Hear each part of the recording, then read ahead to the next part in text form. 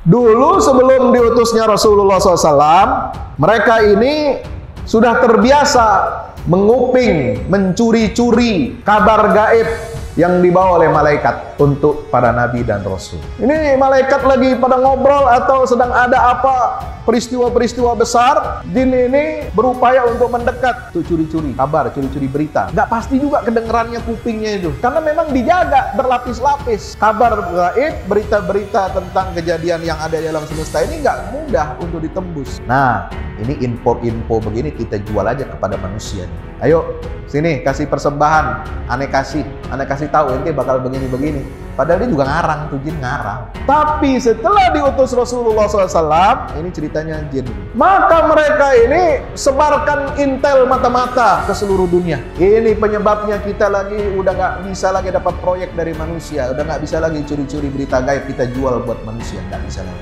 Qul uhiya ilayya annahu istama'a nafarum minal jinni faqalu inna sami'na qur'anan ajaba yahdi ila rusdi fa'amanna bih walan nusyrika bi rabbina ahada. Segolongan jin itu mendengar bacaan lantunan ayat-ayat Al-Quran yang dibaca oleh Nabi SAW pada waktu sholat subuh. Lalu mereka berkata, inna sami'na qur'anan ajaba, sungguh kita telah mendengarkan bacaan mulia. Bacaan yang mulia yang menakjubkan itu, dia memberikan petunjuk, memberikan hidayah kepada kita untuk jadi orang benar. Karena jin ini juga sebelum diutusnya Nabi SAW itu tersesat juga kayak manusia. Makanya aneh kalau manusia minta sesuatu, berlindung dari sesuatu kepada gunung atau yang nungguin gunung. Bodohnya tuh banget. Makanya Al-Quran mengatakan surat Yusuf ayat 106, wa ma yu'minu aktsaruhum billahi illa wa hum musyrikun. Kebanyakan manusia tidak beriman kepada Allah. Pun kalau mereka percaya kepada Allah, wa hum musyrikun, mereka berbuat syirik kepada Allah, menduakan Allah.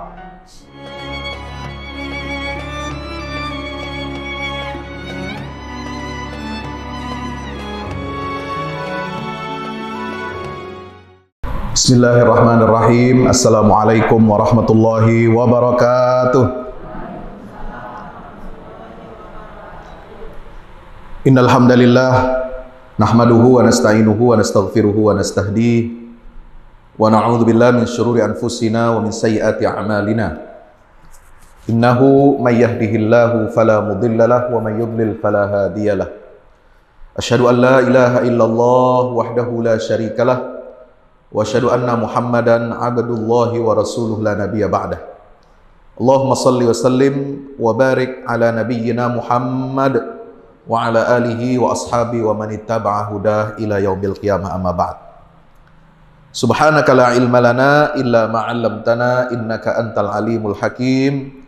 Rabbi zidna ilma, Rabbi zidna ilma, Rabbi zidna ilma, wanfa'na bima 'allamtana birahmatika ya arhamar rahimin.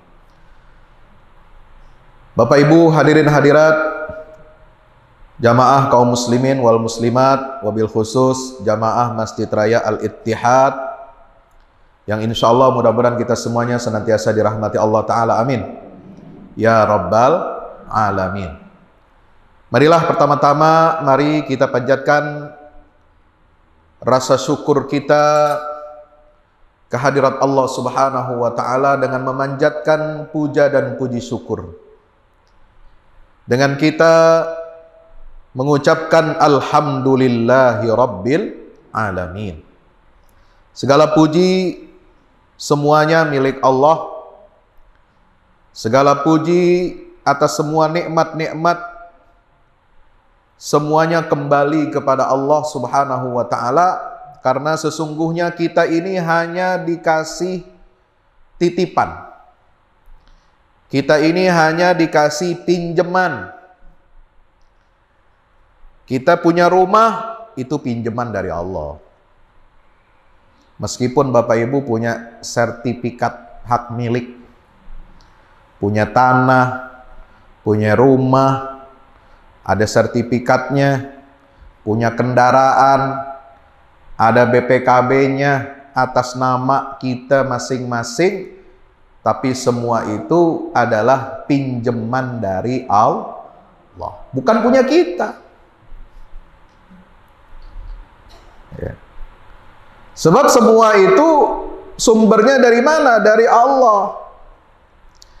Kita beli pakai duit, duitnya kita hasilkan dari apa? Dari kerja. Kita bisa kerja, siapa yang bisa bikin kita kerja? Allah.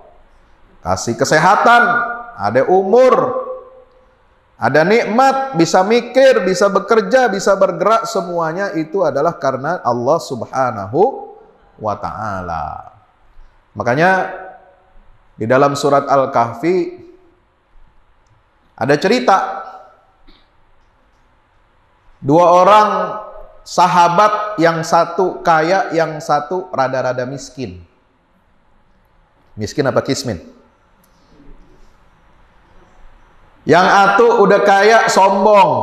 Biasa, orang kaya kalau sombong biasa nggak? Emang begitu udah bawaannya. Wa dakhala jannatahu wa huwa zalimun li nafsihi qala ma azunnu an tabida hadhihi abada wa ma azunnu as-sa'ata qa'imatan wa la irudittu ila rabbi la ajidanna khairam minha munqalaba. Apal ayatnya? Cerita seorang yang punya kebun, punya perkebunan luas, perkebunannya subur. Dia punya tanah selebar-lebar jagat. Kalah itu lahan ibu kota negara, kalah. Ya. Wah, dulu mungkin belum ada batu bara. Tapi semua kebun tuh menghasilkan. Ya. Masuk dia, kalau masuk ke dalam kebunnya, ke dalam lahannya yang berjuta-juta hektar itu, dia selalu bilang, ma'azunnu an tabida hadhihi abada. Ini semua harta kekayaanku, milik aku. Kebun-kebun ini, bunga buah-buahannya, semua hasilnya yang ada di atas, yang ada di bawah, yang belum kelihatan, yang bakal kelihatan, itu nggak bakal hancur binasa. Dia bakal kekal. Kiamat juga nggak bakal ada. Pun kalau saya mati, ntar kalau mati ente gimana? Kalau mati, kata dia, wala irruditu ila rabbi la ajidanna khairam minha munqalaba. Pede banget dia bilang. Sombong. Ntar kalau gue mati juga ntar gue dapat yang lebih baik daripada ini. Nauzubillah min zalik. Ini orang nggak bersyukur pada Allah. Makanya temannya bilang, ya, qul tamasya Allah la quwwata illa billah. Kalau ente masuk ke rumah, ke ladang, ke sawah, ke kebun, ke kantor, ke semua tempat-tempat yang di situ banyak nikmat dari Allah, katakanlah, ucapkanlah masya Allah. Ini semua adalah tidak lain adalah merupakan kehendak Allah Subhanahu wa ta'ala. Kalau kita takjub ngelihat nikmat, ngelihat harta benda, kita ngelihat semua hal yang menyenangkan, kita harus mengucapkan masya Allah. Semua itu terjadi atas kehendak Allah Subhanahu wa taala. La quwwata illa billah. Lalu kita iringi dengan keyakinan tidak ada daya dan upaya dari manusia untuk mendapatkan itu semua kecuali karena sebab dari Allah Subhanahu wa ta'ala. Maka itu syukur alhamdulillah. Mari kita bersolawat dan salam kepada junjungan kita baginda Rasulullah Muhammad sallallahu alaihi wasallam beserta seluruh keluarga, para sahabatnya, dan mudah-mudahan tercurah limpahkan untuk kita semua pengikutnya hingga yaumil qiyamah. Amin ya rabbal alamin. Bapak Ibu yang dirahmati Allah, pagi ini kita akan menguraikan tafsir surah Al-Jin. Juz 29. Surat apa? Al-Jin. Ini apa-apaan Ustadz, tahu-tahu bahas tentang surat jin. Iya, no, di depan ada pengumuman. Ada spanduk. Ayo bantu Gunung Semeru. Ada apa di Semeru? Bagi sebagian orang, ya. Bagi sebagian orang, mohon maaf. Masih ada yang percaya ono gunung ada penunggunya. Hah? Ada bodyguardnya katanya. Ada yang punya. Tahu yang punya?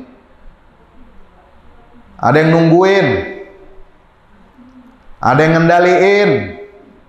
Ada yang merentah tuh gunung selain daripada Allah. Nauzubillah min dzalik. Maka kita sekarang ini kadang kita lupa sama hal-hal yang dasar, hal-hal prinsip. Lupa sama akidah. Kadang-kadang kita fokusnya ayo ibadah yang benar, yang bagus, yang cakep. Hadir majelis ilmu. Banyakin sedekah. Banyak puasa sunat, banyak sholat sunat. Akhlak yang bagus, muamalah yang bagus, ekonomi yang bagus. Tapi kadang kita lupa bab akidah, cepat dilupain sama orang. Padahal akidah ini adalah fondasi, dasar dari semua, akar dari semua masalah. Kalau amal kita ingin diterima oleh Allah Subhanahu wa ta'ala, ibadah kita bernilai pahala dan ibadah di sisi Allah, bisa kita petik hasilnya, bisa bermanfaat, memberikan keberkahan buat hidup kita. Itu tergantung apakah ibadah kita itu diterima oleh Allah apa enggak. Setuju? Setuju apa enggak? Ini dasar. Jangan sampai orang Islam niatnya tolak balak. Baca doa. Berdoanya sama Allah, udah betul. Baca Yasin, baca Al-Quran, udah betul. Minta perlindungan kepada Allah, betul. Ente mau baca tahlil berapa ribu kali, betul. Ente mau baca zikir berapa ratus ribu kali, betul. Minta perlindungan kepada Allah. Tapi abis itu jangan ente rusak tuh amal. Ente hangusin tuh amal. Habis itu saya pernah dengar orang-orang di kampung apa tahu dah. Sono jauh. Habis baca doa, habis baca Yasin, habis tahlil, orang kasih makan, ada juga satu nampan khusus. Ada kopi, ada rokok, ada nasi uduk, nasi ulam, pisang, apalah segala macam. Kagak boleh disentuh. Taruh di kamar. Buset. Buat siapa itu? Atau taruh di mana yang lagi entor di sono, tengah hutan apa di mana? Pinggir kali, tengah jalan.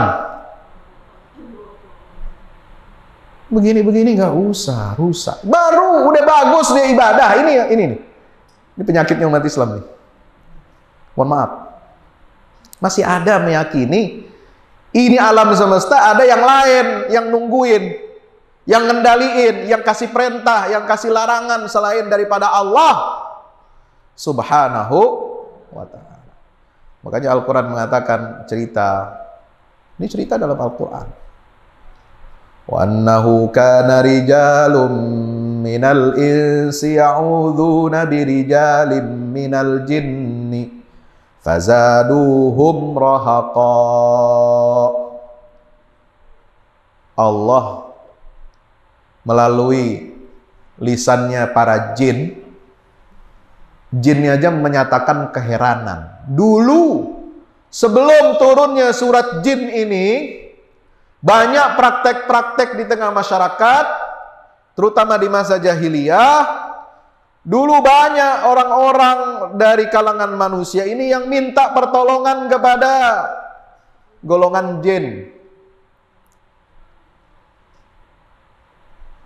Ada disebut dalam beberapa kitab tafsir.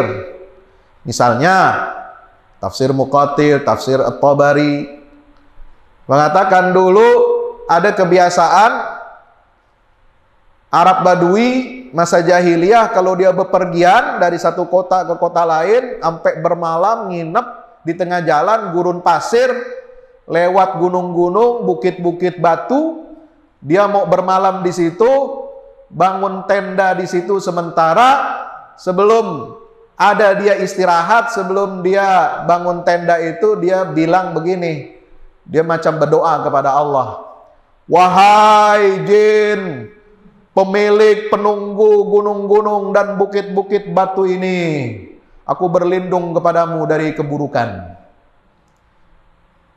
Jangan kasih kita gempa malam-malam. Jangan kasih Jangan kasih puting beliung. Jangan kasih badai pasir lah, kira-kira begitu. Lindungi kami, katanya. Itu sebutnya A'udzu bi'azizi hadzal wadi. Nauzubillah. Ini saya cuma mengutip saja dari tafsir itu. Aku berlindung dari makhluk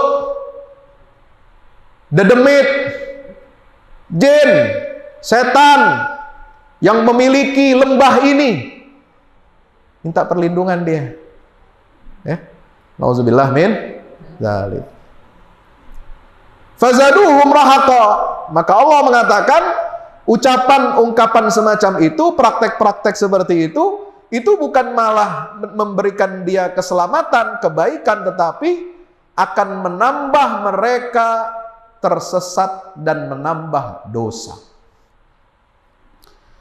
Makanya dulu, ini kisah, ya, asbabun nuzulnya daripada surat Al-Jin ini gimana, Pak Ustadz? Ada diriwayatkan dalam Sahih Bukhari Muslim. Dulu makhluk jin ini, Bapak Ibu yang dirahmati Allah, kenal sama jin?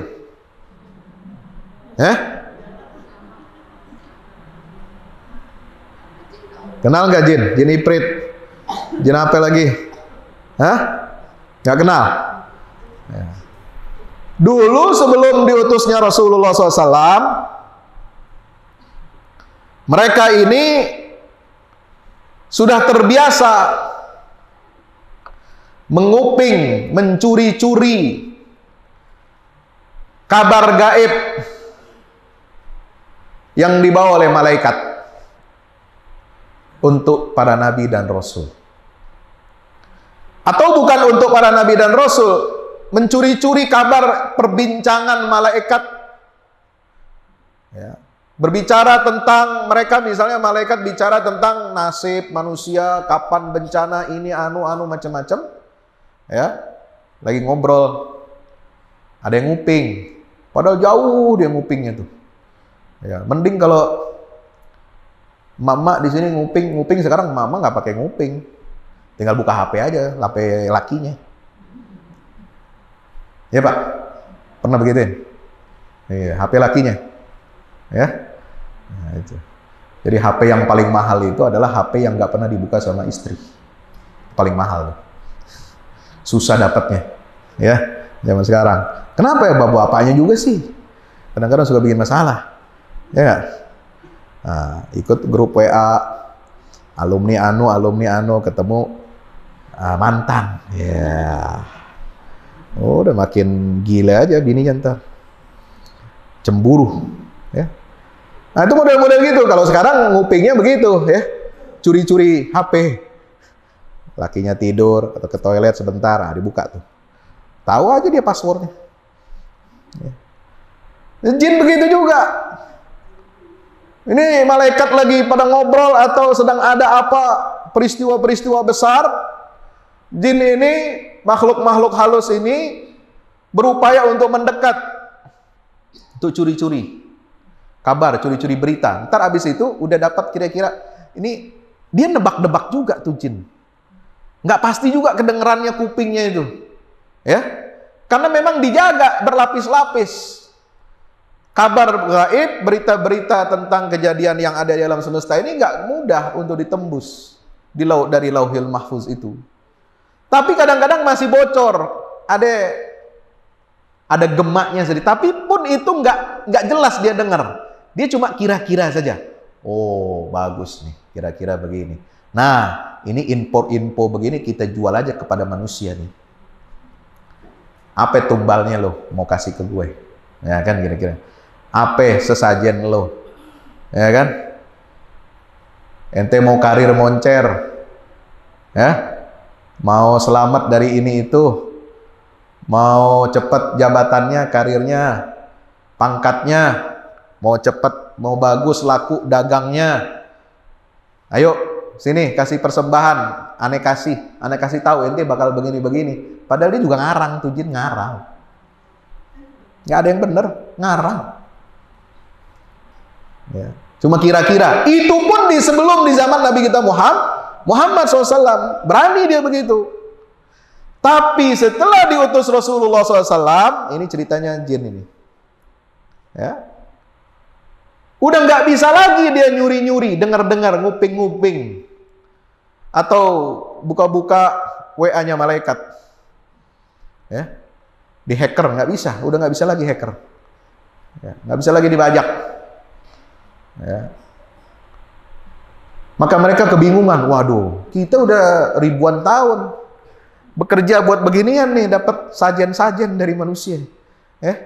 Minta selamat, minta tolak balak, minta anu. Wah, repot ini kita ini urusannya. Ntar kita bisa ceking kurus. Nggak ada proyek lagi dari manusia kita. Maka mereka ini sebarkan intel mata-mata ke seluruh dunia. Turun kalian ke bumi. Ada apa di bumi ini? Kok kita nggak bisa lagi bawa kabar gaib? Kalau kita mau nembus ke atas sudah nggak bisa. Kita cari kabar di bumi ini. Ada apa ini? Maka itulah terjadi di zaman Rasulullah SAW. Ketika Nabi sedang berada di pasar Okas, beliau bermalam di sana, kemudian subuh mengimami sholat, membaca lantunan ayat-ayat Al-Quran, maka jin-jin intel. Woi, kalau ada yang tukang ngintelin pengajian, jin tuh. Benar? Iya. Jin-jin intel padang gerutu. Nah, ini ketemu kita sebabnya nih. Yang udah disebar kemana-mana, yang sebar ke Moskow, ke Beijing, kemana-mana, suruh balik. Sini lu datang ke Mekah, datang ke Madinah. Ini surat jin turunnya di Mekah. Datang ke sini, ke Tihamah, ke Lembah Bakkah. Telepon-teleponan itu, datang jin. Ada apa? Ada apa? Ini penyebabnya kita lagi udah nggak bisa lagi dapat proyek dari manusia, udah nggak bisa lagi curi-curi berita gaib kita jual buat manusia, nggak bisa lagi. Apa sebabnya? Nih, lu dengerin. Adek seorang Rasul utusan Tuhan, dia baca ayat Al-Quran. Manggut-manggut, nangis mereka. Maka mereka lalu mengatakan apa? Mereka, sebagaimana di dalam ayat 1 surat Al-Jin, Allah berfirman, Qul uhiya ilayya annahu istama'a nafarum minal jinni faqalu inna sami'na qur'anan ajaba yahdi ila rusdi fa'amanna bih walan nusyrika bi rabbina ahada. Segolongan jin itu mendengar bacaan lantunan ayat-ayat Al-Quran yang dibaca oleh Nabi SAW pada waktu sholat subuh. Lalu mereka berkata, Inna sami'na Qur'anan ajaba. Sungguh, kita telah mendengarkan bacaan mulia. Bacaan yang mulia, yang menakjubkan. Yahdi ila rusd. Bacaan yang mulia, yang menakjubkan itu, dia memberikan petunjuk, memberikan hidayah kepada kita untuk jadi orang benar. Karena jin ini juga sebelum diutusnya Nabi SAW, ya, itu tersesat juga kayak manusia. Karena risalah yang Allah berikan berupa wahyu, berupa kitab-kitab suci, kitab-kitab seperti yang diturunkan pada Nabi Rasul dahulu, dan juga kepada Nabi Muhammad SAW, yaitu Al-Quran. Ini juga ditujukan bukan hanya untuk bangsa manusia, tetapi juga bangsa jin. Karena mereka itu berakal juga. Mereka itu mendapatkan taklif juga dari Allah. Hanya mereka tidak kasat mata. Alamnya beda dengan kita. Tapi Al-Quran menegaskan, wa anna minnal muslimuna wa minnal qasituna fakanu li jahannama hataba. Jin itu ada dua golongan, ada yang Islam dan ada yang zalim, yang kafir. Mereka bakal jadi kayu bakar di dalam neraka. Sama kayak manusia. Manusia yang kafir bakal jadi kayu bakar di dalam neraka. Na'udzubillah min dzalik. Ya. Maka mereka udah nggak menerima wahyu dari Allah, udah tersesat sebagaimana tersesatnya manusia. Al-maghdubi alaihim atau dhalin, ada yang dimurkai oleh Allah, ada yang tersesat. Jadi ada jin, ya memang jin mengikuti seperti manusia. Kalau manusianya tersesat dari zaman Nabi Musa, Yahudi tersesat, ya jin ada yang ikut kayak begitu. Setelah diutus Nabi Isa, manusia ada yang tersesat, nggak lagi beriman, bertauhid, mengesahkan Allah, malah mengangkat Nabi Isa jadi Tuhan atau anak Tuhan. Ya jin juga begitu, ada yang menjadikan Nabi Isa sebagai Tuhan atau anak Tuhan. Makanya dalam tafsir Ibnu Abbas, dalam tafsir Ibnu Katsir itu dikutip pernyataan Ibnu Abbas radhiyallahu anhu. Ketika Allah berfirman, takadus samawati yatafattarna minhu wa tanshaqqul ardu wa takhirrul jibalu hadda an da'u lirrahmani walada. Ayat 80 surat Maryam.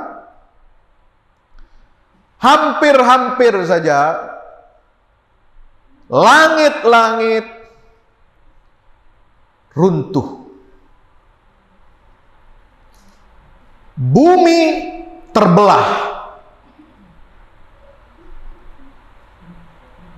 Gunung hancur. Kenapa? Apa yang menyebabkan langit runtuh, bumi terbelah, gunung itu hancur, berkeping-keping? Anda aulir rahmani walada. Karena banyak jin dan manusia yang mengatakan, yang meyakini bahwasanya Allah itu punya anak. Apa kata Ibnu Abbas radhiyallahu anhu? Inna syirk fazi'at minhu samawati wal ardu wal jibalu wa jami'ul khalaiq illa thaqalain. Penyakit yang namanya syirik itu dijauhi oleh seluruh alam semesta. Bumi, langit, matahari, bintang, bulan, batu-batuan, gunung, semuanya itu tidak ada yang mau syirik kepada Allah. Nggak ada yang mau menduakan Allah. Mereka lari menjauhi perbuatan syirik, kecuali dua jenis golongan makhluk, jin dan manusia. Makanya aneh kalau manusia ya minta sesuatu, berlindung dari sesuatu kepada gunung atau yang nungguin gunung. Bodohnya kebangetan. Lah dia aja kagak mau syirik. Ini gunung kagak mau berbuat syirik kepada Allah. Matahari nggak ada berbuat syirik kepada Allah. Bumi nggak ada dia berbuat syirik menduakan Allah Ta'ala. Semuanya mengikuti perintah Allah, mengesahkan Allah, bertasbih kepada Allah Subhanahu Wa Ta'ala. Tapi hanya dua golongan ini, jin dan manusia, yang mereka itu berani-berani untuk berbuat syirik kepada Allah. Makanya Al-Quran mengatakan surat Yusuf ayat 106. Wa ma yu'minu aktsaruhum billah illa wa hum musyrikun. Kebanyakan manusia tidak beriman kepada Allah. Pun kalau mereka percaya kepada Allah, wahum musyrikun, mereka berbuat syirik kepada Allah, menduakan Allah. Percaya Allah sebagai penciptanya, percaya Allah yang ngatur rezekinya, percaya Allah yang kasih manfaat, kasih nikmat, atau mencegah musibah, mencegah madarat. Tapi dia juga percaya ada makhluk lain selain daripada Allah Ta'ala yang bisa mengatur dunia ini, termasuk urusan rezeki, jodoh, kerja, nasib manusia. Kalau ada yang menentukan, itu ada yang begitu banyak. Makanya Al-Quran mengatakan apa? Surat, ya, di dalam Al-Quran itu ada satu surah ketika Allah bertanya kepada para orang-orang musyrikin, ya, mereka ditanya oleh Allah, wala in sa'altahum man khalaqas samawati wal arda, ya, la yaqulunna Allah. Surat Az-Zumar ayat 38.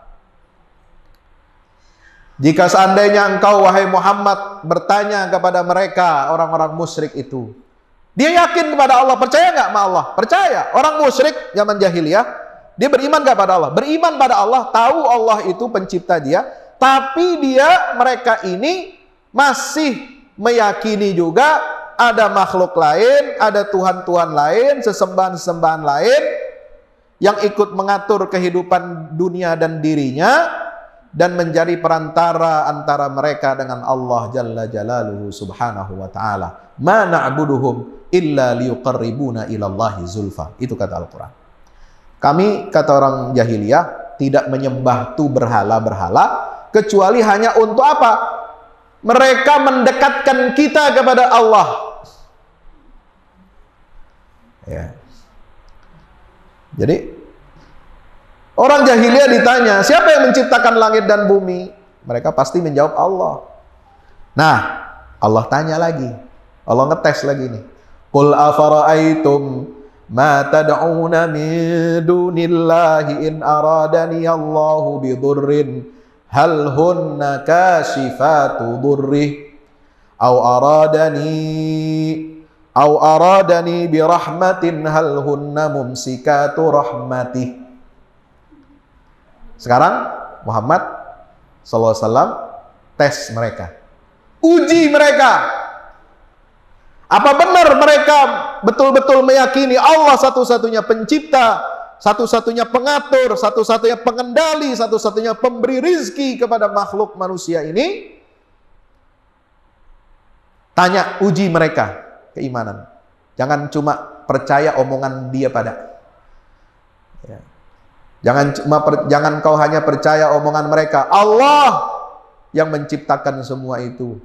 Nanti dulu, uji dulu. Tanya, apa tanyanya? Ya Rabb, afara'aitum ma tad'una min dunillah? Kalau begitu, tahukah kamu apa yang kamu sembah selain Allah itu? Ya, apakah kamu lihat? Apakah kamu meyakini yang kamu sembah selain daripada Allah itu, jika Allah menghendaki untuk aku kesulitan, Allah menghendaki bencana untuk aku ditimpakan, apakah sesembahan-sesembahan itu yang bisa mencegah, yang bisa melenyapkan bencana itu? Ini ditantang sama Allah. Ya. Au aradani birahmah, atau kalau Allah ingin aku mendapatkan rahmat, hal hunna mumsikatu rahmatih, Apakah sesembahan-sesembahan itu mereka yang bisa mencegah rahmat itu sampai kepada aku? Nggak bisa. Ya. Allah kalau udah tetapkan, ya, fulan bin fulan dapat rezeki hari ini, jam ini, tanggal ini, di sini dia dapat rezeki. Itu rezeki nggak bakal ketukar, nggak bakal hilang gara-gara diambil jin, gara-gara dicegah sama di tengah jalan, kagak ada. Ya. Atau sebaliknya, kalau Allah sudah menetapkan bencana musibah kepada seorang, tabrakan, dompet hilang, kunci motor hilang, ya, rumahnya kemalingan, kebakaran, gempa bumi, jam sekian, hari sekian, tanggal sekian. Kalau Allah sudah tetapkan, pasti terjadi dan tidak ada satu makhluk pun yang bisa mencegah dan menghilangkan bencana itu dari kita. Ini keyakinan dasar tauhid kita kepada Allah. Jadi tauhid itu bukan cuma meyakini Allah itu satu, Allah itu esa, tidak beranak, tidak diperanakkan. Tapi kita harus meyakini semua takdir, apa yang diputuskan, ditetapkan, ditulis oleh Allah untuk kehidupan seluruh manusia, dari kita melek, dari kita awal hidup, lahir di dunia ini sampai kita mati, semua catatan amal kita, takdir kita, apa yang musibahkah, nikmatkah, karuniakah, semuanya itu telah ditetapkan oleh Allah dan tidak ada satu makhluk pun yang bisa intervensi, yang bisa campur tangan menggagalkan rahmat itu sampai kepada kita atau mencegah bala musibah bencana itu sampai kepada kita. Ini tauhid, Pak. Makanya iman kepada rukun qadha dan qadar. Itu bagian dari tauhid. Bahwa takdir kita ini nggak ada yang bisa intervensi kecuali Allah mau rubah, kecuali Allah mau belokin. Allah bisa berkehendak, tapi itu bergantung kepada kehendak Allah, bukan kehendak kita. Kita hanya bisa berdoa, ya Allah jauhkanlah musibah dari kami, amin. Allahumma adfa'annal bala wal ghala wal waba wal fahsya wal mihan waz zalazil ma zahara minha wa ma batan. Kita doa tolak bala, mau di dalam sholat, mau setelah sholat, atau dibaca ketika kunut atau di luar kunut, dibaca ini doa daf'ul bala. Doa itu mungkin saja bisa menolak bencana, tapi itu semua atas dasar kehendak dan izin Allah, bukan karena siapa-siapa. Makanya habis ente baca tolak bala, jangan kasih sajen, bos. Allah nggak perlu dikasih sajen. Wa huwa yut'imu wala yut'am. Allah yang kasih makan semua makhluk, dia nggak perlu dikasih makan. Woi, jangan campur-campur, ya. Oh enggak Pak Ustadz, ini yang bikin juga orang Islam,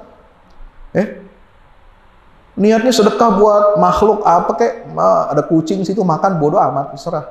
Ya niatnya buat, udah itu jangan belok-belok deh, jangan macem-macem, ya. Ngasih sajen begitu, ada kagak niatnya orang naruh di situ buat kucing, buat burung. Ya kalau ente mau ngasih burung, makasih aja makanan tebar situ, jagung kek, dedek kek, ya nggak? Kan pada punya peliharaan masing-masing, ya, punya kucing masing-masing. Lu kasih aja nu ikan pinggir-pinggir jalan, kasih apa itu? Apa makanan kucing? Ya, ada Whiskas dan macam-macam mereknya. Jangan promo nih di sini. Saya juga pelihara kucing. Ya. Atau kasih makan ikan pelet, ada pelet, bukan pelet anu ya. Ini makanan pelet itu kecil-kecil itu. Itu mah nggak masalah, bisa jadi niat sedekah buat mereka makhluk. Tapi udah jelas ini ngasih saji-saji begitu, dikasih begitu dengan niat seperti itu, jangan lagi dibelokkan, niatnya Pak Ustadz itu barangkali buat kucing. Ya. Toh yang sembelih itu juga orang Islam, baca bismillah. Ente bukan minum kopi, ente nenggak miras, baca bismillah, itu jadi halal kagak? Pakai logika dong. Ya. Makanya Imam Nawawi itu dalam fatwanya, ya, saya kutip di sini. Sebentar. Amma dzabhu li ghairillah fal muradu bihi ayyadhbaha bismi ghairillahi ta'ala. Ini kan ada hadis Nabi SAW melaknat 3 golongan manusia.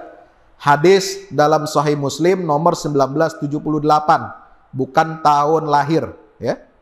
Ini nomor 1978. La'anallahu man la'ana walidahu wa la'anallahu man dzabaha li ghairillah wa la'anallahu man awa muhditsan wa la'anallahu man ghayyara manaral ardi. Ada 4 yang dilaknat Allah golongan manusia. 1 yang melaknat orang tuanya, 2 orang yang menyembelih sesembelihan untuk selain Allah.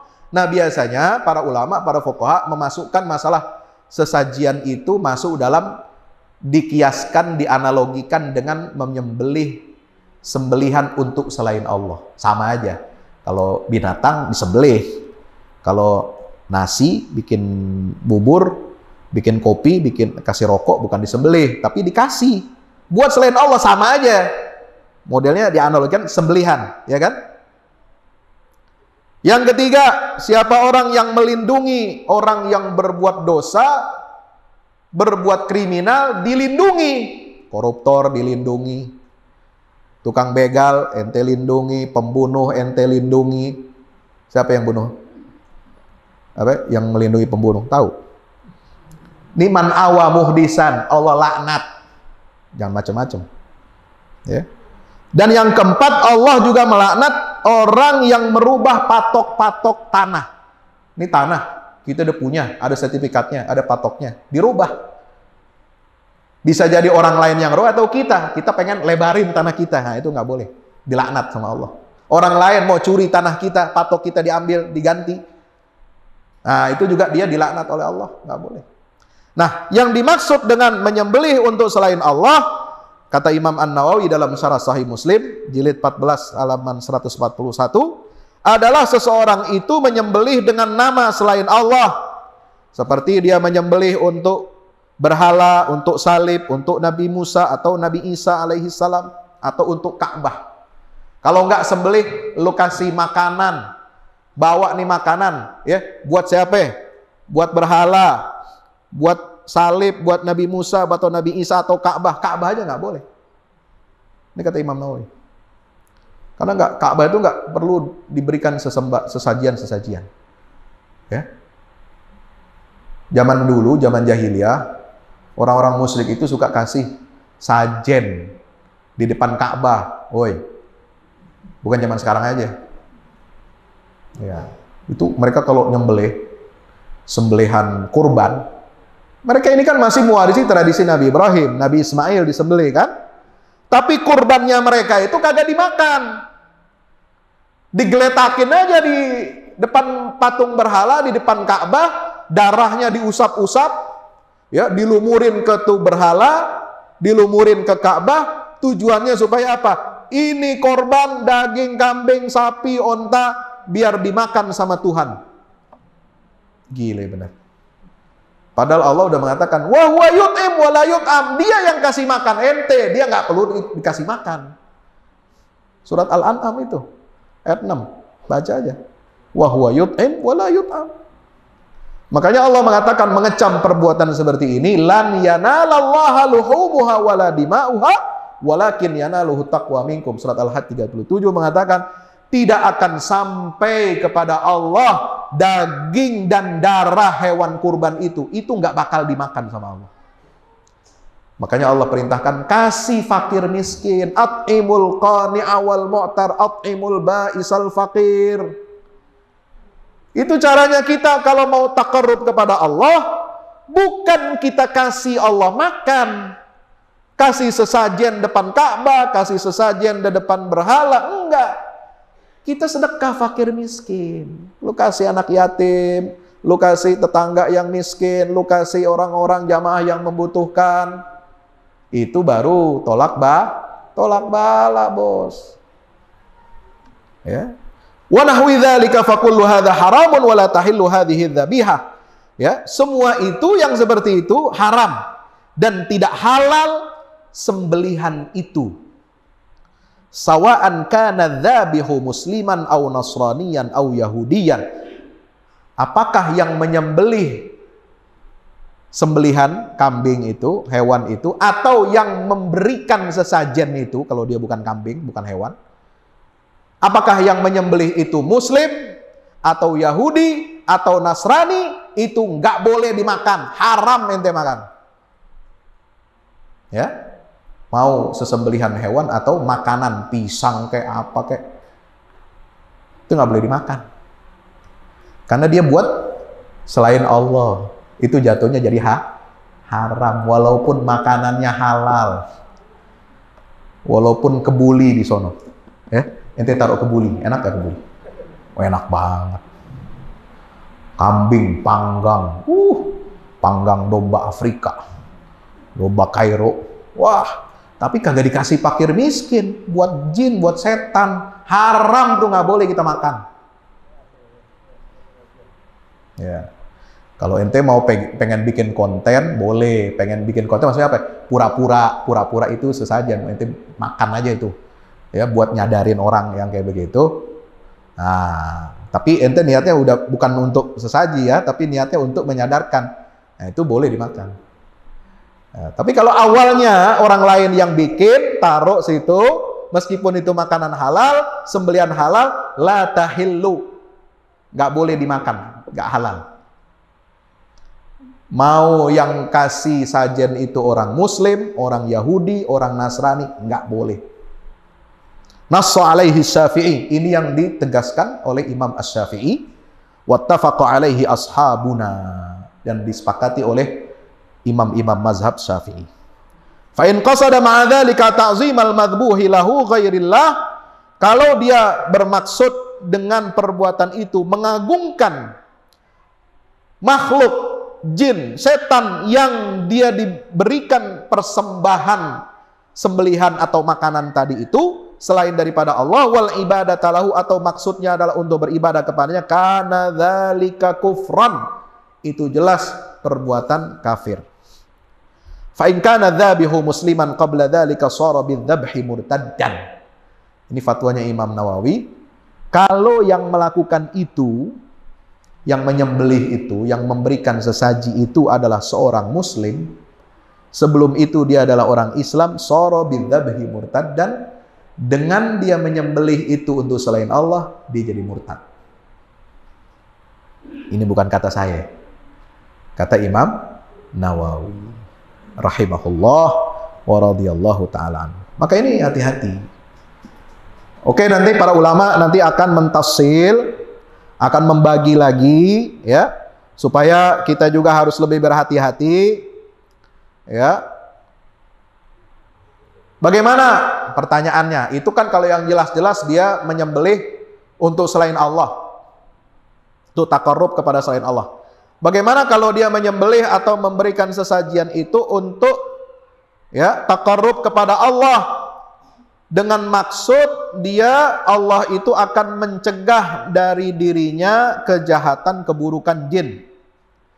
Maka jawaban para ulama, fa inna hadza laisa dzabhan li ghairillah. Ya, kalau itu diniatkan bukan untuk ibadah, bukan untuk mengagungkan jin, setan yang diberikan persembahan itu, maka tidak haram makanannya. Ya, tidak haram. Tetapi ya, di sini diberikan penjelasan. Sebab apa dia tidak haram? Bukan sembelihan untuk selain Allah dan bukan perbuatan kufur yang mengeluarkan seorang dari agama, tetapi dia adalah masuk kategori jenis syirik kecil. Syirik kecil itu apa? Kayak riak. Kita sholat ada riaknya, pengen dilihat orang, dipuji orang. Kita puasa pengen dilihat, dipuji orang. Kita baca Quran pengen dilihat, dipuji orang. Itu syirik juga, tapi kecil. Bukan syirik akbar kita sujud ke salib. Kita sujud ke pohon. Ya, ada pohon, ada puun. Ya, puun kata orang Bekasi. Atau sujud ke matahari, sujud ke dewa-dewa, berhala-berhala, ya. Nah, itu syirik akbar. Itu yang mengeluarkan orang dari agama Islam, dia murtad. Seperti tadi, menyembelih untuk selain Allah, niatnya jelas untuk sembelihan itu, makanan itu untuk selain Allah, takarrub kepada selain Allah, ya. Untuk mengagungkan makhluk yang diberikan persembahan itu atau untuk beribadah kepadanya, itu jelas syirik akbar. Innallaha la yaghfiru ayyushraka bihi wa yaghfiru ma duna dzalika liman yasha. Itu keluar dari Islam, murtad. Tapi gimana Pak Ustadz kalau ada yang agak saru nih, ya, dia maksudnya adalah menyembelih itu atau memberikan persembahan itu adalah taqarrub kepada Allah, taqarrub kepada Allah. Niatnya potong ayam, potong bebek, potong kambing untuk taqarrub kepada Allah. Tujuannya untuk apa? Biqasdi ayyadfa'anhu syarral jin, untuk supaya Allah menjauhkan dari dia kejahatan jin. Karena itu mungkin dia dibisik-bisikin, ini kalau nggak kasih persembahan, ente bakal diganggu sama jin. Ente bakal diiniin, bakal diapa-apain. Nah, ente sembelihlah untuk Allah, taqarrub kepada Allah, tapi niatnya untuk apa? Mencegah supaya jin tidak menyakiti dirinya. Bagaimana itu? Itu masuknya kategori jenisnya syirik kecil, kayak model riya. Ya. Sholat kita bisa jadi diterima, tapi ada cacatnya. Karena apa? Riya. Sama, menyembelih, nyebut nama Allah, buat taqarrub kepada Allah, tapi dia niatkan untuk mencegah perbuatan jin. Nah, itu ada masuk di situ, ya, bisa jadi diterima oleh Allah, tetapi di situ apa? Ada dia melakukan sesuatu, ja'ala sababan ma laisa bisabab. Dia menjadikan satu sebab yang sebenarnya bukan itu penyebabnya. Sebab apa? Allah bisa dan berkuasa mencegah bencana, tolak bala, tanpa harus kita menyembelih apapun. Paham ya? Nah, bisa. Karena Allah tidak menjadikan sembelihan itu sebagai sebab untuk mengusir jin. Ya, maka dengan perbuatan itu hakiman ala hadza dzabi bi annahu sababun lidaf'il jinni anhu wa hadza lam yarid bihi syar'un fayajibu ijtinabuhu. Maka di sini sebaiknya dihindari supaya nggak bercampur-campur. Maka lebih baik niatnya kita adalah murni taqarrub kepada Allah, niatnya murni sedekah untuk fakir miskin, agar apa? Dengan harapan Allah menolak dan mencegah segala bencana. Nah itu, insya Allah amal kita diterima oleh Allah Subhanahu wa Ta'ala. Bapak Ibu yang dirahmati Allah Subhanahu wa Ta'ala, maka surat Al-Jin ini sangat penting untuk kita ketahui, ya. Baca di rumah, ya. Kita renungi, tadaburi ayat-ayatnya. Jin aja mendengarkan bacaan lantunan ayat Al-Quran itu mengagumkan. Dia kemudian langsung beriman kepada Allah. Fa'amanna bih, kami beriman kepada Allah, walan nusyrika bi rabbina ahada, dan kami tidak akan pernah menyekutukan Allah dengan satu apapun. Itu jin. Udah bertekad, ya. Jangan ente goda lagi jin itu. Ini kadang-kadang jin jadi tersesat karena manusia juga. Bukan jin yang menyesatkan manusia. Mohon maaf, ada model jin tadinya udah, ya, kita nggak bakal syirik lagi sama Allah. Tapi karena godaan manusia ini, kasih sesajen, kasih sembelihan, ya, kasih ini syarat itu, macam-macam. Akhirnya jin tergoda juga. Jadi ente dosa double, ente tersesat dosa, ente menyesatkan jin dosa. Nauzubillah min dzalik. Makanya jangan kita goda-goda orang. Apalagi jin. Jin yang udah baik, yang udah Islam, jangan digoda-goda lagi sama ente. Ya, jadi syirik dia nanti. Nauzubillah min dzalik. Inna sami'na Qur'anan ajaba. Ayo kita baca. A'udzu billahi minasy syaithanir rajim. Bismillahirrahmanirrahim. Qul uhiya ilayya annahu istama'a nafarum minal jinni faqalu inna sami'na Qur'anan ajaba yahdi ilar rusdi fa amanna bih walan nusyrika bi rabbina ahada wa annahu ta'ala jaddu rabbina mattakhadha sahibatan wala walada wa annahu kana yaqulu safihuna 'ala Allahi shatata wa anna dhananna an la taqula al-insu wal jinnu 'ala Allahi kadhiba wa annahu kana rijalun minal insi ya'udzuuna birijalin minal jinn fazaduhum rahaqa wa annahum zannu kama zanantum an lan yab'atsallahu ahada wa anna lamasna as-samaa'a fawajadnaha muli'at arasan shadidan wa suhuba wa anna kunna naq'udu minha maq'ida lis-sam' faman yastami'il ana yajid lahu shihaban rasada. Sampai ayat 9 baca, renungi baik-baik. Karena jin sebelum ini mereka mengatakan, sungguh kami telah mencoba mengetahui rahasia langit, ayat 8. Maka kami mendapatinya penuh dengan penjagaan yang kuat dan panah-panah api atau bola-bola api. Di dalam ayat yang lain, di surat yang lain, la yasma'una illa man, di situ fa'atba'ahu shihabun thaqib. Ya. La yasma'una ilal mala'il a'la wa yuqdhafuna min kulli janib duhuran wa lahum 'adzabu wasib illa man khatifal khatfata fa'atba'ahu shihabun thaqib. Itu surat As-Saffat.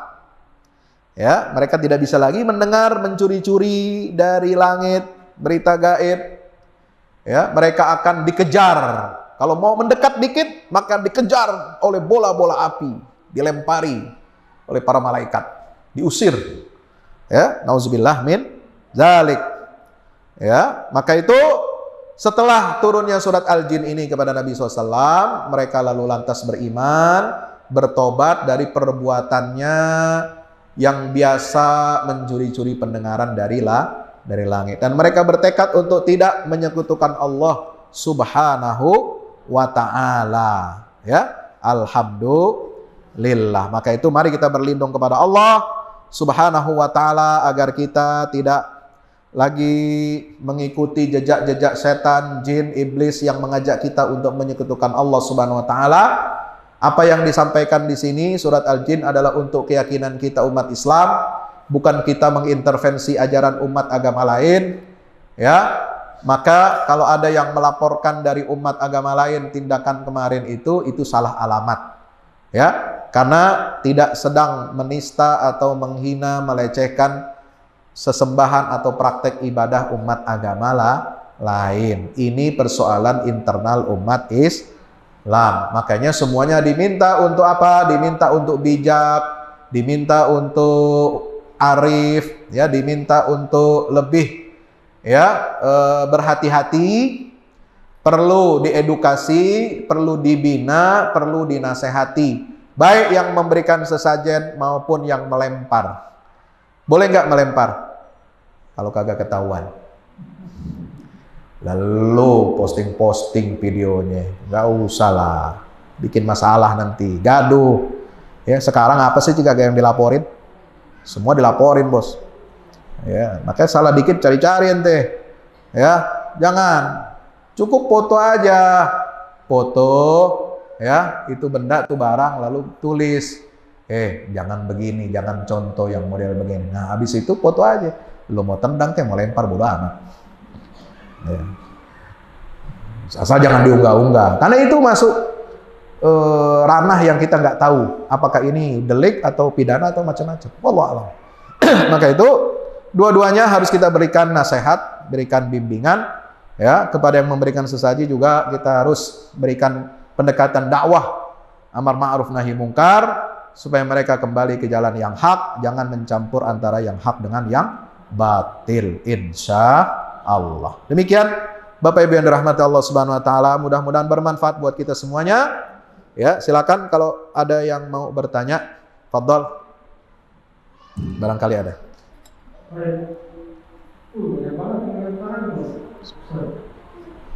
Pertanyaannya satu orang satu aja ya, biar semua bagian.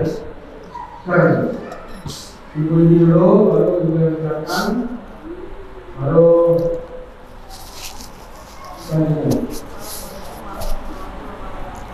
Waalaikumsalam warahmatullahi.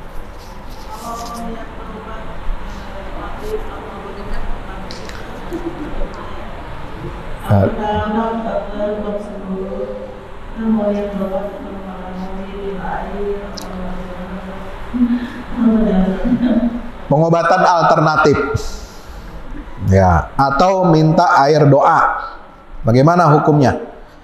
Ya,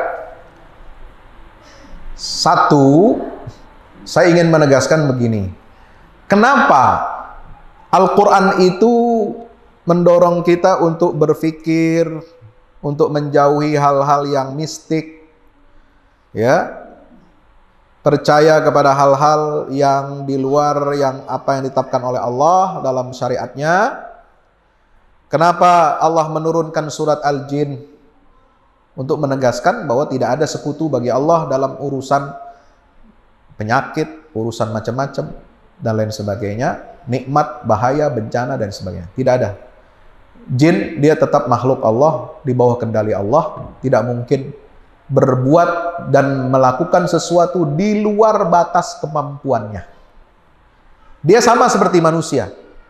Ada sakitnya tuh jin. Jangan kira dia sehat terus. Ya, ada sakitnya juga jin. Ada sedihnya juga. Jin kalau ya anaknya mati, sedih dia. Ya. Bininya selingkuh, sedih. Jin tuh. Jangan cuma ente doang, sedih. Ya. Jin juga suka film layangan putus. Astagfirullah. Allahu Akbar. Ibu-ibu tahu aja. Ustadz aja tahu. Nah, saya kagak nonton, cuma tahu apa itu potongan-potongannya aja. My dream, umroh my dream, ya. Haji my dream itu baru, Kapadokia my dream, ya. Jadi sedih juga. Jin itu ada sedih, ada marah, ada kecewa, ada sakitnya.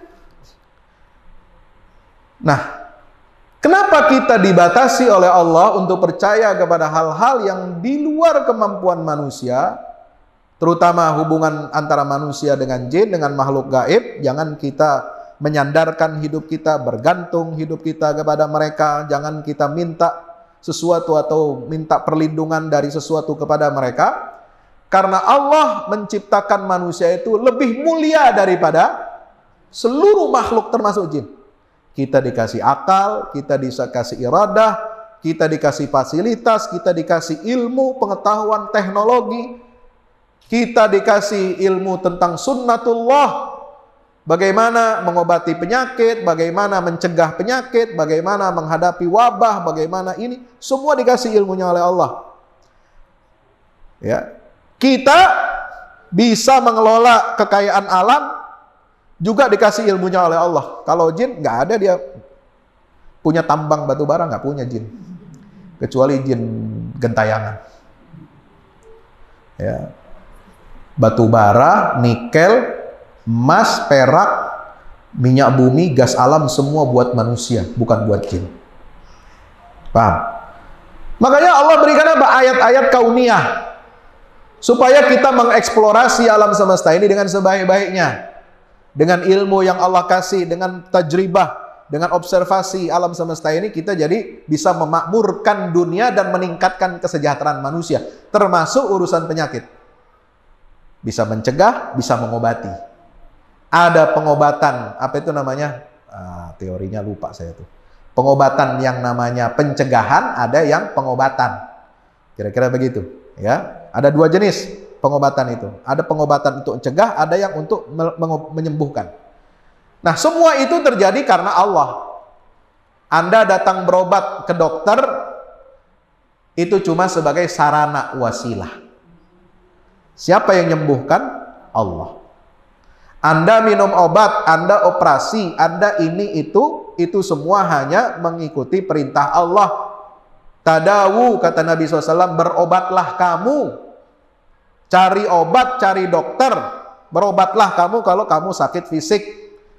Tapi yang menyembuhkan adalah wa idza maridtu fahuwa yashfin. Kalau aku sakit, kata Nabi Ibrahim, dialah Allah yang maha menyembuhkan aku.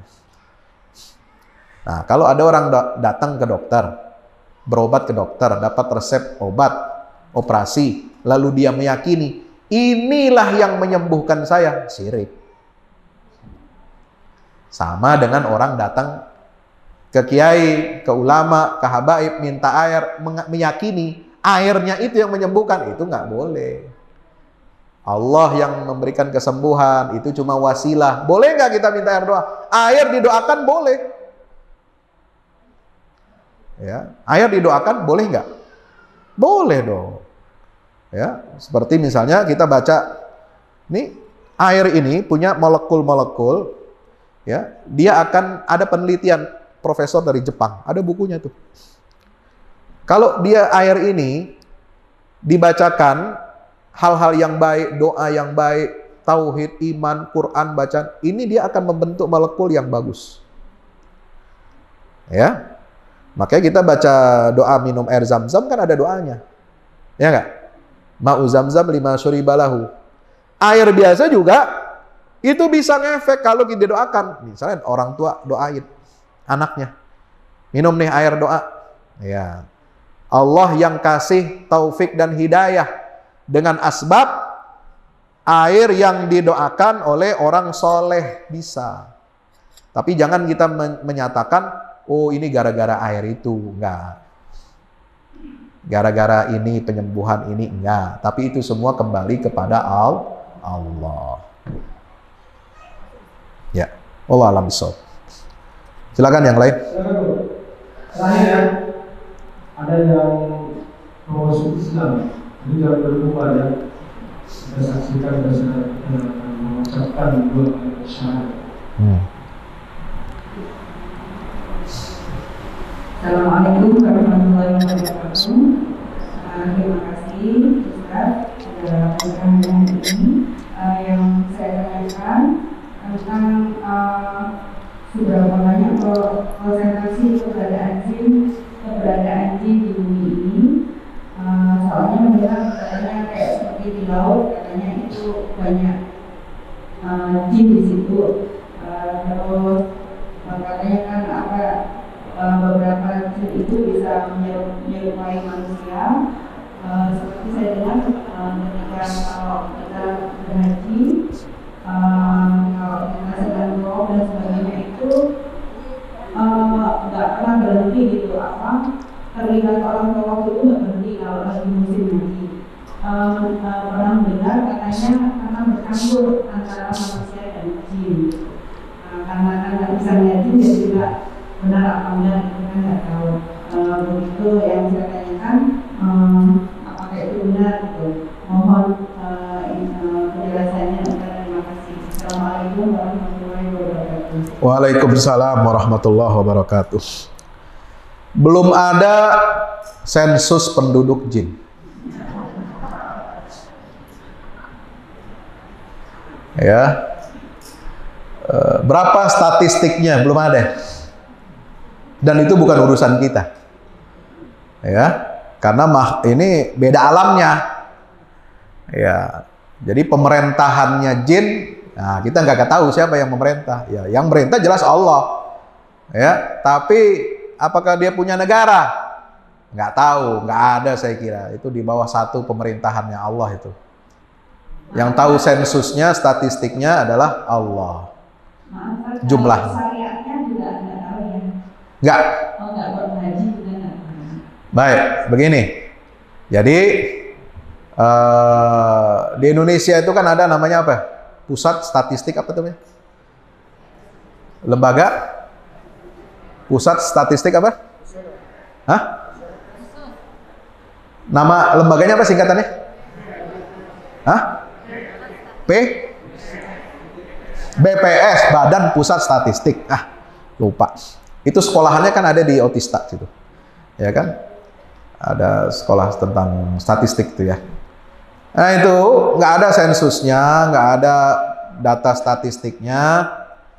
Ya, kalau dia ada datanya, ya nanti itu bisa digunakan oleh paranormal atau dukun-dukun. Ya, kalau dia, tapi nggak tahu itu jin itu apakah membocorkan data seperti manusia apa nggak tahu saya. Ya, data centernya jin itu ada di mana? Singapura, apa di Amerika? Gak tahu saya. Ya. KTP-nya mungkin ada dia, cuma nggak tahu tempat penyimpanan datanya, hanya Allah yang tahu ya. Nah, ketika beribadah ada juga riwayat Nabi SAW ya, sholat itu dimakmumi oleh jin. Pernah, nggak sekali dua kali, dan hanya Rasulullah yang tahu. Ya, kalau nanti dikasih tahu ke jamaah kabur nanti orang. Ya. Bisa saja sholat di Masjid Al-Ittihad, ya, kemudian yang jin muslim itu juga ikut sholat, bisa saja. Ya. Entah di mana dia sapnya kita nggak tahu, jangan ente nebak-nebak. Jangan sampai lagi kita bikin alat sensor penentukan lokasi GPS buat jin. Ya, itu terlalu maju. Ya, terlalu mengada-ada, ya. Kalau buat teknologi yang jelas-jelas saja buat manusia, bukan buat jin. Ya. Mungkin ada, tapi kalau dikaitkan fenomena itu dengan begitu banyaknya orang haji itu nggak berhenti-berhenti tawaf, ya enggak lah, memang jumlah jamaah haji itu banyak, Bu. Jumlah jamaah haji banyak. Jadi tawaf ifadah misalnya yang tanggal 10 Zulhijjah itu kan bisa dilakukan pagi, siang, sore, malam. Tergantung jamaah haji itu kondisinya seperti apa. Karena tidak ditentukan harus waktunya itu duha atau setelah zuhur gitu ya. Karena kalau ditentukan dalam satu waktu jutaan orang nggak mungkin.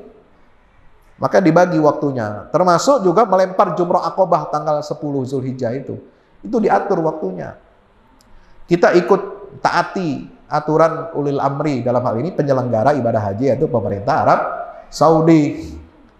Jangan ambil waktu di luar waktu yang sudah ditetapkan buat muasasah jamaah dari berbagai macam negara itu. Ya. Jadi saya kira karena dia tidak kasat mata, tidak bisa kita mengatakan menghukumi bahwa itu ada jin di situ yang ikut tawaf. Mungkin dia ikut tawaf, tapi kan kita nggak bisa melihat. Dan dia tidak bisa kasat mata. Ya. Tidak bisa juga dia dalam waktu serentak, dalam waktu bersamaan, ya, semua pengen berubah jadi manusia. Ya. Itu harus minta izin dulu sama Allah. Ya, nggak bisa semau dia. Mau berubah kayak apa itu? Satria Baja Hitam. Nggak bisa. Dia mesti minta izin dulu sama Allah. Kalau Allah kasih boleh. Kalau enggak. Dan dalam waktu bersamaan begitu banyak, enggak. Ya. Saya kira itu bukan kapasitas kita, itu adalah hal yang gaib. Ya. Wallahu a'lam. Demikian. Baik, tentukan ya. Jadi kalau bicara jin, minggu depan bicara jin juga ini. Saya istri yang melakukan ruqyah masal. Masya Allah. Jadi kalau ada yang bereaksi, berarti ada jin yang biru sebenarnya. Insya Allah Pak bisa bersama Syekh Ahmad Al-Musri di akhir kajiannya ruqyah masal. Jadi tidak yang ada notifikasi juga yang mau datang, kita reaksi gitu ya. Baik, sudah kita tutup. Nanti setelah ditutup dengan doa oleh Ustaz, kami mohon kita kembali dulu.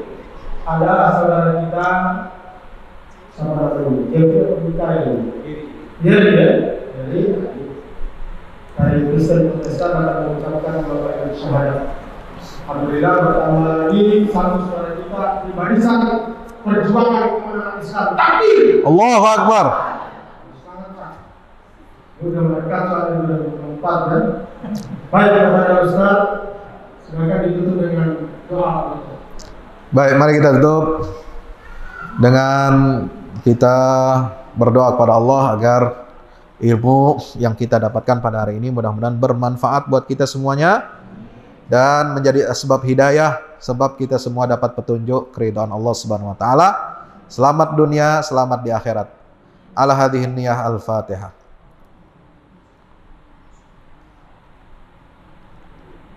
Alhamdulillahi rabbil alamin, hamdan yuafi ni'amahu yukafi mazidah. Rabbana lakal hamdu wa lakal syukru kama yanbaghi li jalali wajhika wa 'azimi sultanik. Allahumma shalli wa sallim wa barik ala Muhammad wa ala alihi wa sahbihi ajma'in. Allahumma ighfir lil muslimin wal muslimat wal mu'minin wal mu'minat al ahya'i minhum wal amwat innaka samiun qaribun mujibud da'awat. Allahumma ansuril Islam wa 'izzal muslimin wa 'ali bi fadlika kalimatal haqqi ila yaumiddin. Allahumma 'allimna ma yanfa'una wanfa'na bima 'allamtana. Allahumma 'allimna ma yanfa'una wa anfa'na bima 'allamtana bi rahmatika ya arhamar rahimin. Rabbana taqabbal minna innaka antas samiul alim wa tub 'alaina innaka antat tawwabur rahim. Rabbana ighfir lana dhunubana wa kaffir 'anna sayyi'atina wa tawaffana ma'al abrar. Allahumma arinal haqqa haqqan warzuqna ittiba'ah wa arinal batila batilan warzuqna ijtinabah. Allahumma waffiqna ila ma tuhibbu wa tarda. Allahumma waffiqna ila ma tuhibbu wa tarda. Allahumma waffiqna ila ma tuhibbu wa tarda. Rabbana atina fid dunya hasanah wa fil akhirati hasanatan wa qina adzaban nar. Wa sallallahu ala nabiyyina Muhammad wa ala alihi wa sahbihi wasallam walhamdulillahi rabbil alamin. Walhamdulillahi rabbil alamin. Subhanakallahumma bihamdika asyhadu an la ilaha illa anta astaghfiruka wa atubu ilaik. Wassalamu alaikum warahmatullahi wabarakatuh.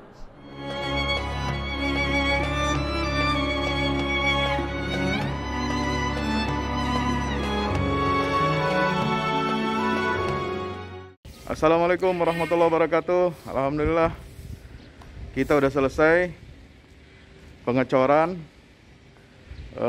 rooftop ya. Itu apa? Tangga buat ke bawah. Yang ini di atas buat toren 2 biji. Ini semua udah dikeliling tembok. Ya, ini untuk lantai paling atas buat futsal, buat jemuran, buat apa, tanaman hidroponik juga ntar insya Allah ya. Terus support ya teman-teman. Alhamdulillah terus selesai pengecorannya semuanya ya. Ini progres kita terbaru dan jadi buat olahraga, buat utilities ya, multiguna. Nah kita turun sini semua. Ini lantai 3. Ini untuk asrama. Ya, untuk kamar-kamar. Untuk kamar-kamar dan nah di situ musola. Nanti di situ musola, ya. Ini kamar-kamar dan musola buat santri-santri tahfiz kita, insya Allah.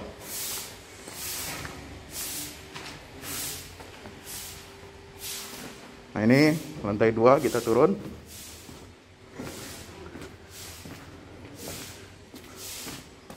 Ini untuk kelas-kelas ya. Kelas-kelas tahfidz, kelas-kelas tadabbur. Insya Allah mau udah jadi. Alhamdulillah bukan dukungan antum semua. Nah tinggal ke bawah, di sini buat aula. Aula semua di sini ya. Mohon doanya terus, mudah-mudahan berkah, mudah-mudahan cepat jadi finishing. Kira-kira finishingnya ini butuh 1,5 M lagi, ya. Mudah-mudahan. Al-Fatihah. Al-Fahmu Institute mempersembahkan serangkaian buku karya Ustadz Fahmi Salim LCMA. Buku Pesan-Pesan Tauhid untuk Negeri di Masa Pandemi. Buku Mutiara Ilmu-Ilmu Al-Quran. Ada diskon 20% untuk buku tafsir sesat 58 esai kritis wacana Islam di Indonesia dan buku kritik terhadap studi Al-Quran kaum liberal. Anda dapat memesannya melalui layanan WhatsApp di nomor 08777 063 7192 dengan format pemesanan ketik nama, alamat lengkap, nomor handphone, dan jumlah buku yang diorder. Ongkos kirim di luar harga buku dan menyesuaikan wilayah dengan paket standar. Lampirkan juga bukti transfer Anda ke rekening BNI Syariah di 0631 748573. Tunggu apa lagi? Pesan sekarang.